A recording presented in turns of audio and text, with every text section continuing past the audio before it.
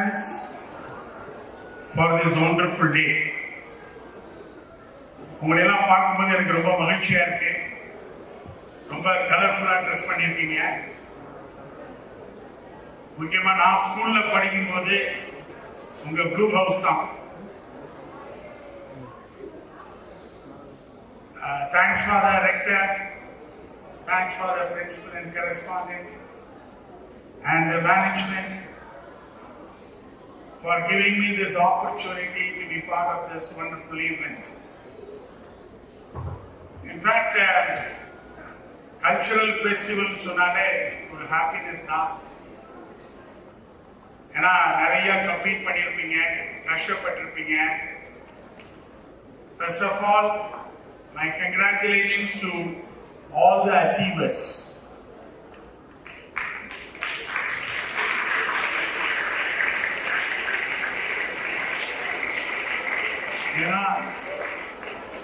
Apart from your studies, in the cultural events, it gives you a lot of confidence. It gives you competitiveness. It gives you competency. அதனாலதான் நான் எப்போதுமே insist பண்ணுவேன், apart from the academic education, such cultural events and sports are very, very important for all-rounded development. இன்னைக்கு நான் இந்த நிலைமையில இருக்கேன்னு சொன்னா, உங்களை மாதிரி இருக்கும் பொழுது நான் எல்லா கல்ச்சரல் ஆக்டிவிட்டிஸ்லயும் என்சிசில இருந்து சிங்கிங்ல இருந்து இந்த மாதிரி எல்லா ஆக்டிவிட்டிஸ்லயும் நான் பார்ட்டிசிபேட் பண்ணலாம். ஏன்னா உங்களுக்கு எல்லாம் ஒரு பெரிய ஆப்பர்ச்சுனிட்டி என்னன்னா, நீங்க எல்லாம் கொடுத்து வச்சவங்க இவ்வளவு பெரிய நல்ல ஸ்கூல்ல ஃபாதர்ஸ் உடைய கைடன்ஸ்ல இவ்வளவு ஒரு நல்ல ப்ரோக்ராம நீங்க பண்ணிட்டு இருக்கிறீங்க. அதனால அவங்களுக்கும் உங்க பேரண்ட்ஸ்க்கும் நீங்க எப்போதுமே நன்றி உள்ளவங்களா இருக்கணும். ஏன்னா நான் பிறந்து வளர்ந்ததெல்லாம் ஒரு சின்ன ஊர் தான். எங்க அம்மா அப்பாவுக்கு 12 குழந்தைங்க, நான் 8வது குழந்தை. வசதி இல்லை. எங்க அம்மா ஒரு டீச்சர், அப்பா ஒரு கிளர்க். முக்காவாசி டைம் நாங்க ஸ்கூல்ல அந்த மதிய உணவு தான் சாப்பிடணும். எனக்கு 6ஆம் கிளாஸ் வரைக்கும் செப்பல் கிடையாது, வெறுங்கால தான் நடக்கணும். எங்க வீட்டுல எனக்கு தெரிஞ்ச வரைக்கும் நான் 11th முடிக்கிற வரைக்கும் ரூம் கிடையாது. எல்லாரும் ஒரே பாயில தான். அதுல 9 பேர் உயிரோட இருந்தோம். 9 பேர், 5 சிஸ்டர்ஸ் 4 பிரதர்ஸ். பாயில தான் படுக்கணும். அதை விட எங்களுக்கு டாய்லெட் கிடையாது. இந்த மாதிரி எந்த வித ஃபெசிலிட்டிஸுமே இல்லாம தான் நாங்கெல்லாம் வளர்ந்தோம். அதனாலதான் சொன்னேன், நீங்கெல்லாம் ரொம்ப ஃபார்ச்சுனேட்.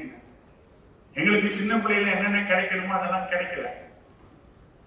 ஏன்னா எங்க ஃபாதர் மதருக்கு எப்படியாவது எங்களை வளர்த்து எங்களுக்கு ஒரு நல்ல எஜுகேஷன் கொடுக்கணும்னு தான் ரொம்ப ஆசை. ஆனா அந்த 8வது பிறந்த நான் எங்க அம்மா அப்பாவுக்கு ரொம்ப தொல்லை கொடுத்தேன். எல்லாரோடையும் அடிதடி, யாரோடையும் சரியா இது பண்ண மாட்டேன். எப்ப பார்த்தாலும் பிரச்சனை. I was more of a militant boy. எங்க அம்மா எப்போதுமே திட்டுவாங்க, you are the black sheep of the family அப்படிம்பாங்க. ஏன்னா என்னுடைய பிரதர்ஸ் சிஸ்டர்ஸும் எல்லாருமே நல்லா படிப்பாங்க. அதனாலதான் என்னை கொண்டு போய் திண்டுக்கல் சென்ட் மேரிஸ்ல போர்டிங்ல விட்டாங்க. அப்படி அங்கெல்லாம் போர்டிங் நினைச்சீங்கன்னா ரொம்ப அழகா இருக்கும் அப்படின்னு நினைக்காதீங்க. அங்க 250 பேரும் ஒரே ஹால்ல தான் படுக்கணும். we call it as dormant. dormantனா பெட்ல கிடையாது. எங்களுடைய பாய்க்கு தலகாணியை நாங்க எடுத்துட்டு போகணும். அந்த 250 பேருக்கும் ஃப்ரண்ட்ல அந்த ஹால்ல டெஸ்க் இருக்கும். ஒவ்வொருத்தருக்கும் சிங்கிள் டெஸ்க். அதுலதான் படிக்கணும். ஆனா என்னைய பொறுத்தல நான் ரொம்ப விளையாட்டுத்தனமா இருந்தேன்.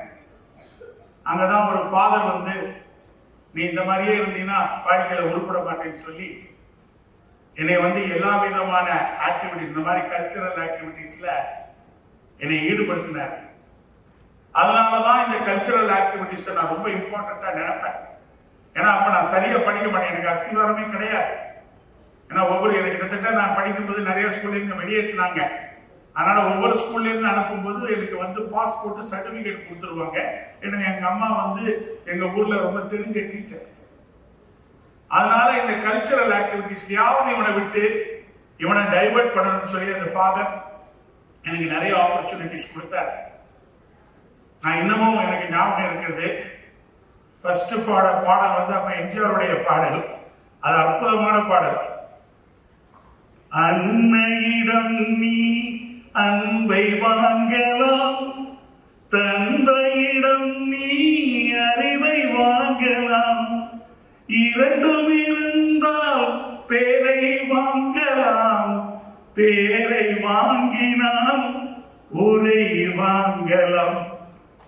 இந்த பாட்டத்தான்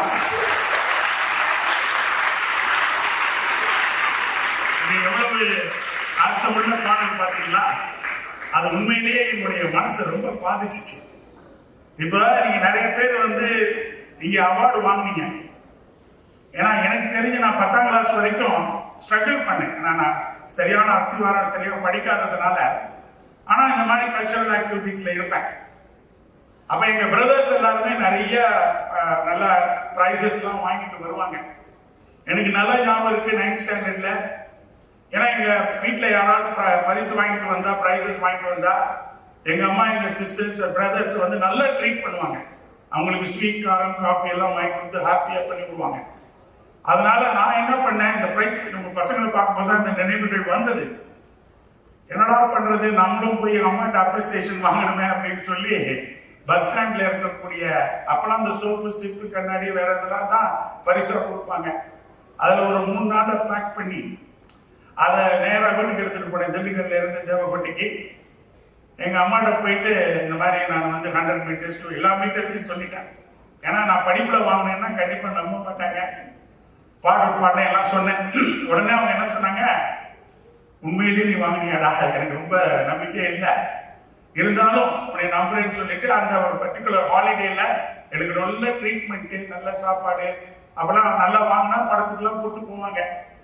அப்படி முடிச்சுட்டு நாங்க திருப்பி அந்த ஹாஃப் இயர்லி எக்ஸாம் முடிச்சுட்டு வரும் பொழுது எங்க அம்மாவையும் கூட வரைகிறாங்க. நான் சொன்னேன், நீங்க எல்லாம் வர வேணாம், நானே போயிடுறேன். இல்ல நான் வந்து ஃபாதருக்கு ஃபர்ஸ்ட் டைம் என் பையன் இவ்வளவு மோசமா இருந்தான், அவனை திருத்தி இவ்வளவு பிரைஸ் வாங்க வச்சிருக்கீங்க அப்படின்னு சொல்லி ரொம்ப பெருமையோட எங்க அம்மா என்னை கூட்டிக்கிட்டு திண்டுக்கல் போறாங்க. என்னுடைய வார்டன் வந்தாரு. வந்தவுடனே எங்க அம்மா வந்து ஃபாதர் ரொம்ப தேங்க்ஸ். எதுக்குமா தேங்க்ஸ் சொன்னேன், நானே உன்னை கூப்பிட்டு அனுப்பணும்னு நினைச்சேன் அப்படின்னாரு. என்ன ஃபாதர்? இல்லம்மா ரொம்ப தொல்லை கொடுக்குறான், யாரை பார்த்தாலும் அடிக்கலே ஃபாதர் நிறைய அவார்டு பிரைஸ் வாங்கிட்டு வந்தாங்க. ஒன்றும் கிடையாது, இவனை நான் எப்ப அனுப்புறதுன்னு நினைச்சுக்கிட்டு இருந்தேன். இருந்தாலும் உன் மகனாச்சு நான் வச்சுக்கிட்டு இருக்கேன். இவன் வந்து பிரைஸ் வாங்கினேன்னு சொன்னானா அப்படின்னா எங்க அம்மாவுக்கு ரொம்ப இதாயிடுச்சு. அப்ப எங்க அம்மா இன்னும் ஞாபகம் இருக்கு, ஃபாதர் கீழே இருக்க கிளாஸ் ரூம்ல ஒரு கீயை கொடுங்கன்னு சொல்லி கீழே கூட்டு போவாங்க. போகும்போது முருங்கை மரத்துல இருந்து ஒரு குச்சி எடுத்துட்டு வந்து கதவை சாத்துட்டு வாங்கன்னு வாங்கினாங்க. ஆனா அன்னைக்கு அவ்வளவு தூரம் அடிச்சுட்டு எங்க அம்மா சொன்ன வார்த்தைகள் இன்னைக்கு என் பிசினஸ்ல ரொம்ப யூஸ்ஃபுல்லா இருக்கு, ரொம்ப ஆழமா பதிஞ்சது. எங்க அம்மா சொன்னாங்க, டேய் நீ பரிசு வாங்காட்டினாலும் பரவாயில்லடா, ஆனா வாழ்க்கையில நேர்மையாருன்னு சொன்னாங்க. The honesty.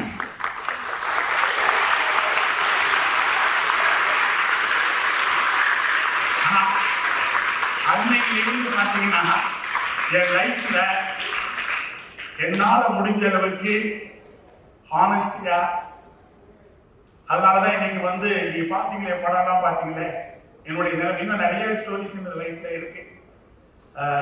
பாரிஸ்ல எல்லாம் கடை போட்டு கஷ்டப்பட்டதுலாம் இருக்கு.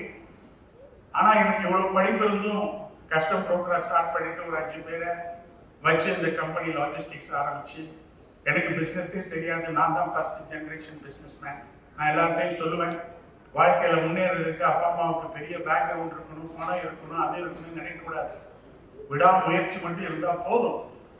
அந்த வகையில நீங்க பாத்தீங்களே, ரொம்ப கஷ்டப்பட்டு பணம் இல்லாம 20,000 ரூபாயில ஆரம்பிச்சுதான் இன்னைக்கு இந்த லெவல்ல கிட்டத்தட்ட என் குரூப்பை சேர்ந்தவங்க 8,000 பேருக்கு மேல எனக்கு வேலை செய்யறாங்கன்னு சொன்னால், ஒரு சாதாரண கிராமத்தில் இருந்து வந்து கஷ்டப்பட்டு எந்தவித டிஸ்ட்ராக்ஷனுக்கும் இன்வால்வ் ஆகாம வாழ்க்கையை ஜெயிச்சு காட்டணுங்கிற அந்த வெறியில இப்ப நான் முன்னாடி இருக்கிறேன்னு சொன்னா இப்படிப்பட்ட பெரிய ஸ்கூல்ல படிக்கக்கூடிய நீங்கள் வாழ்க்கையில எவ்வளவு தூரம் அச்சீவ் பண்ண.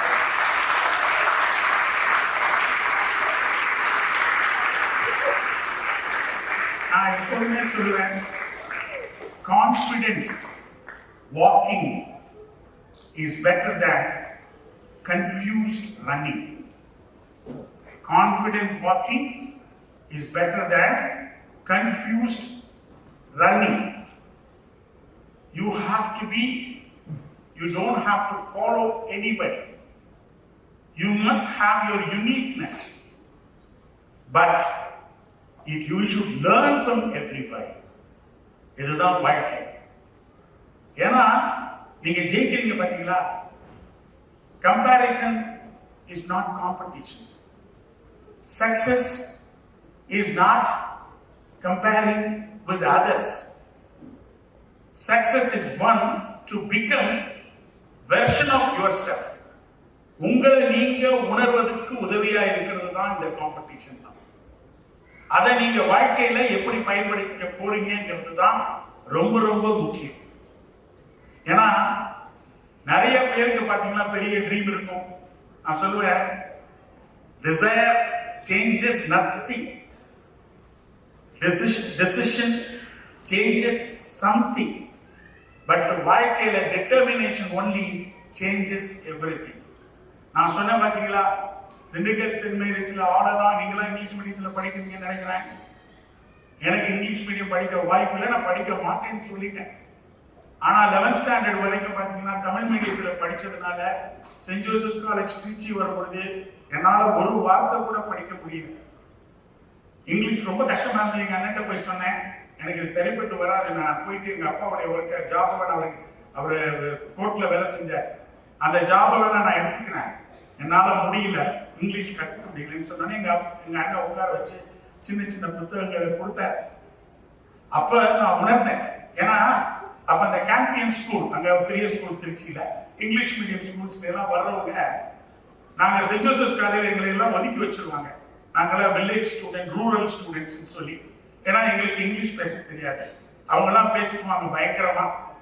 அப்ப நாங்க என்ன பண்ணுவோம், நாங்களே ஒரு குரூப்பா அந்த சின்ன பெட்டி, அந்த பெட்டி, இந்த பெட்டியில இருந்து வந்தவங்களா நாங்க ஒரு குரூப்பா ஒதுக்குவோம். ஏன்னா எங்களுக்கு அந்த எக்ஸ்போஜர் கிடையாது. ஆனா எனக்கு ரொம்ப மனசு வலிச்சது. என்னன்னா அது, நான் ஓரளவு நல்லா ஸ்கோர் பண்ண எஸ்எஸ்எல்சில, இந்த மாதிரி நமக்கு இங்கிலீஷ் தெரியாத பிறகு இவ்வளவு அவமானப்படுறோமேன்னு சொன்னேன். உடனே நான் ஃபீல் பண்ணேன்.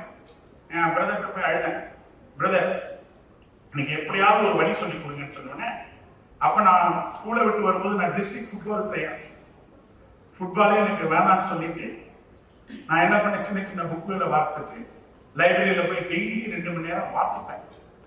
அதுக்கப்புறம் மார்னிங்ல 6:30 பிடிசி நியூஸ். எனக்கு இந்த ப்ரொனன்சியேஷன் சரியா வராது. Today I am speaking so well, it is because of the practice. அதுல எனக்கு ரொம்ப கஷ்டமா இருந்தது. அதை விடாம பண்ணேன். அப்ப எங்க காலேஜ்ல என்னுடைய கிளாஸ்மேட், அவன் தான் காலேஜ்ல பெரிய ஸ்பீக்கர் இங்கிலீஷ்ல. நான் ஃபர்ஸ்ட் இயர்ல அவன்கிட்ட சேலஞ்ச் பண்ணேன். இந்த 3rd இயர்ல இந்த காலேஜை விட்டு நான் போறதுக்கு முன்னாடி, அப்ப நான் தமிழ்ல நல்லா பேசுவேன், இங்கிலீஷ்ல இந்த காலேஜ் விட்டு பெஸ்ட் ஸ்பீக்கர் வாங்கிட்டு தான் நான் வெளியே போவேன்னு சொன்னேன். அதற்காக 3 ஆண்டுகள் கஷ்டப்பட்டு கடைசி ஆண்டு நடந்த இன்டர் காலேஜ் டிபேட்ல அவனை மட்டும் நான் ஜெயிக்கல, திருச்சியிலே நம்பர் 1 வந்தேன்.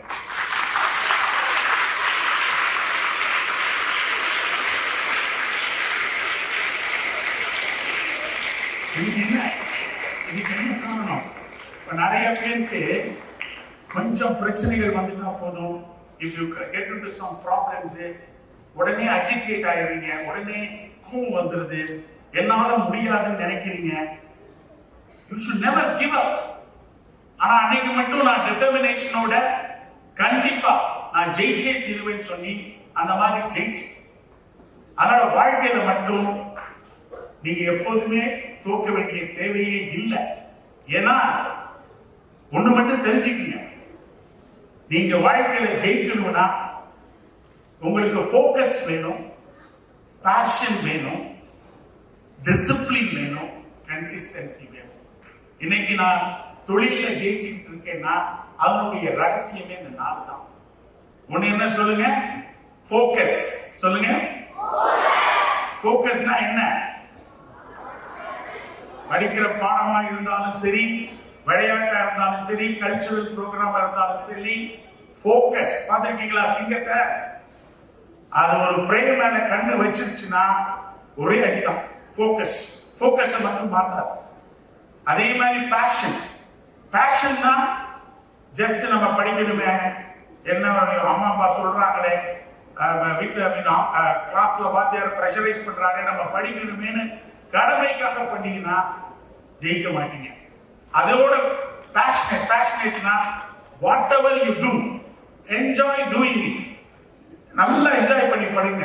விளையாட்டா இருக்கட்டும், படிப்பா இருக்கட்டும், என்ஜாய் பண்ணி செஞ்சு பாருங்க. கண்டிப்பா நீங்க கிளாஸ்ல கவனம் இருந்தாலே போது ஃபர்ஸ்ட் வந்துருவீங்க. அதே மாதிரி டிசிப்ளின். வாழ்க்கையில ஒழுக்கம். நம்ம இந்த அளவுக்கு நம்ம உயர்ந்துகிட்டு இருக்கோம்னா நம்ம டிசிப்ளினை விட்டுட்டோம் வச்சுக்கோங்க. அதுதான் ஃபாதர்ஸ் இந்த மாதிரி ஸ்கூல்ஸும் வேல்யூ பேஸ்ட் எஜுகேஷன் கொடுத்துட்டு இருக்காங்க. அதை நீங்க ஜஸ்ட் ஃபாலோ பண்ணாலே போதும். இவங்க கொடுக்கிற இந்த டிசிப்ளினை வாழ்க்கை முழுவதும் ஃபாலோ பண்ணாலே நீங்க ஆட்டோமேட்டிக்கா ஜெயிச்சிருவீங்க. அது டிசிப்ளின். அதை விட நிறைய பேர் ஃபெயிலியர் ஆவதுக்கு காரணம் தெரியுமா? கன்சிஸ்டன்சி இருக்கிறது இல்லை. அதுதான் சொல்லுவாங்க, success is not mysterious, success is not difficult, it is a natural consequence of your good habits. யார் ஒருத்தர் நல்ல ஹாபிட்ஸை நீங்க டெவலப் பண்ணிக்கிறீங்களோ கண்டிப்பா வாழ்க்கையில அந்த கன்சிஸ்டன்சி வந்துடும். கன்சிஸ்டன்சி வந்துருச்சுன்னா நீங்க வாழ்க்கையில ஜெயிப்பீங்க. கடைசியா நான் உங்கள்கிட்ட சொல்லிக்க விரும்புறேன். நான் நிறைய பேசலாம், பட் என்னுடைய வாழ்க்கையில நான் எப்போதுமே நிறைய விஷயங்கள் என்னால பேச முடியும். பட் என் வாழ்க்கையை பற்றி உங்களோட ஷேர் பண்றேன்னு சொன்னா இதெல்லாம் லைவ்லி எக்ஸாம்பிள். நிறைய பேருக்கு அந்த காம்ப்ளெக்ஸஸ் உருவாகும். என்னால முடியுமா முடியாதா, அதனாலதான் நிறைய பேர் தோத்து போறாங்க. எல்லாருமே முடியும். You don't have to be the best. Do the best. You don't have to be the best. What you have to do the best. Results are not important. Efforts are important. அதனாலதான் சொல்லுவேன், எப்பொழுதுமே உங்க எஃபர்ட்ஸை நீங்க விட்டுறாதீங்க. முயற்சி, அதுக்குரிய பயிற்சி, விடாமுயற்சி, இதுதான் வாழ்க்கையில முக்கியம் சொல்லி இது சொல்லுவாங்க. ஒரு சின்ன ஒரு சுத்தியல் ஆணிய அடிக்குது. அந்த ஆணி கேக்குது சுத்தியல, எனக்கு இந்த மாதிரி அடிக்கிறியே, எனக்கு ரொம்ப வலிக்குது அப்படின்னு சொன்ன உடனே அந்த சுத்தியல் சொல்லுது, நான் இந்த மாதிரி அடிக்கிறது உன்னைய ஒரு நல்ல பிளேஸுக்கு கொண்டு நீ எதுக்கு பர்பஸ்க்காக உருவானியோ அதுக்காகத்தான் அப்படின்னு சொன்ன. பட் ஆணி சொல்லுது, எனக்கு ரொம்ப வலிக்குது, it hurts me. அப்போ சுத்தியல் சொல்லுது, if I don't hurt you, you don't go deep into the wood, you will not hold it, and you will be having a loose end, and the purpose is not solved. So that is why I have to do it. அப்போ ஆணி திருப்பி சுத்தியல கேட்டுச்சு, நீ கண்டினியூஸா அடிக்கிற, உனக்கு வலிக்கலையான்னு கேட்டுச்சான். அப்ப சொல்லிச்சு, நான் சுத்தியல் என்னுடைய வேலை தான், நான் அடிச்சுக்கிட்டே இருக்கிறேன். காரணம் என்ன, என்னால உன்னைய ரைட் பிளேஸ்க்கு எடுத்துட்டு போக முடியுது. அதுல ஒரு முக்கியமான விஷயம் என்னன்னு கேட்டீங்கன்னா, வாழ்க்கையில பெயின் வருது, ப்ராப்ளம் வருது, சேலஞ்சஸ் வருதுன்னு சொல்றீங்க பாப்பாங்களா.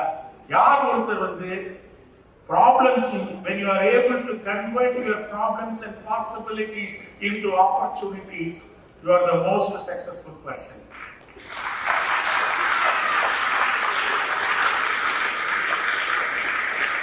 அதுக்கு என்ன பண்ணணும் தெரியுமா? You should not wait for the opportunity. You should create the opportunity. அங்கதான் we will be different from others. So இதே மாதிரி நீங்க எல்லாம், அதனால கடைசியில நான் என்ன சொல்ல வரேன்னா, பெயின் வாழ்க்கையில ஒரு ப்ரோக்ரஸ். அந்த ப்ரோக்ரஸ் தான் வாழ்க்கையில ஹாப்பினஸ். அந்த ஹாப்பினஸ் தான் நம்முடைய சாட்டிஸ்பாக்சன். அதனால எப்போதுமே நீங்க படிக்கும் போது நல்ல விஷயங்களை கத்துக்கீங்க, அப்பா அம்மாவை பேச்சை கேளுங்க, நம்மளால முடியுங்கிற ஒரு எண்ணத்தோட எப்போதுமே நீங்க இருக்கணும்னு சொல்லி லாஸ்ட் ஒரு சாங்கோட முடிக்கிறேன். எப்போதுமே நான் பாடுறது, வீடு என்னும் கோயில் வைத்த வெள்ளி தீபங்களே, நல்ல குடும்பம் ஒளிமயமாக வெளிச்சம் தாருங்களே, நானும் வீடும் உங்கள் நம்பி நீங்கள் தானே அண்ணன் தம்பி, எதையுமே தாங்கிடும் இதழமென்றும் மாறாது, எதையுமே தாங்கிடும் இதயமென்றும் மாறாது. All the best.